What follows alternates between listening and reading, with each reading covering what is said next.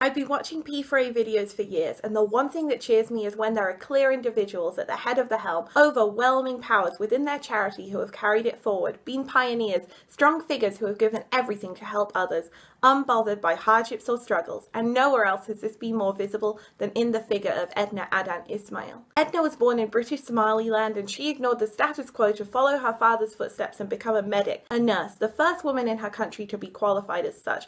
But that did not stop her, and the moment she was back in her home, she chose to train even more midwives and nurses until people stopped turning up their noses and realized they wanted their daughters to become just like her. She was a nurse even whilst being the wife of the Prime Minister. She would administer medicine one night and meet LBJ the next, and yet she never lost sight of her patients. She narrowly avoided an assassination because instead of waiting to hear her fate, she snuck out late to help at the local hospital. And when she turned 60, the time most choose to retire, she resigned to set up the hospital that I hope we can find some money for. She slept and ate on site and worked nights until finally the Edna Adan Maternity Hospital Somaliland was born, and 8 hours later so was the first baby, which she delivered herself. And this hospital is not for people of wealth, it's for nomads and the poorest of the poor, who she treats for free, feeds, heals and more. Cleft lips, clubbed feet, hydrocephalus and fistula, childbirth, STIs, birth control, spina bifida. This is a hospital that this world needs, particularly against the dumpster fire of 2017. But it's more than a year, it's changing mindsets, changing ideals. When Edna was 8, she underwent FGM. She was tied back together and left under a tree to heal.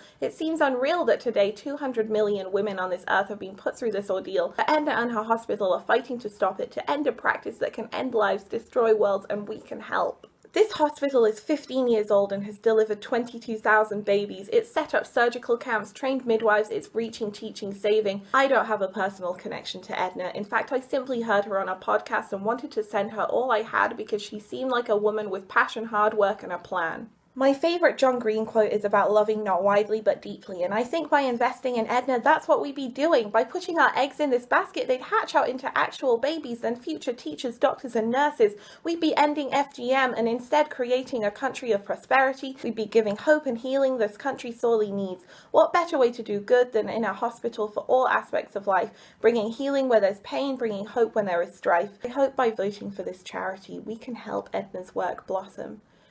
So thanks for watching this vid, and don't forget to be awesome.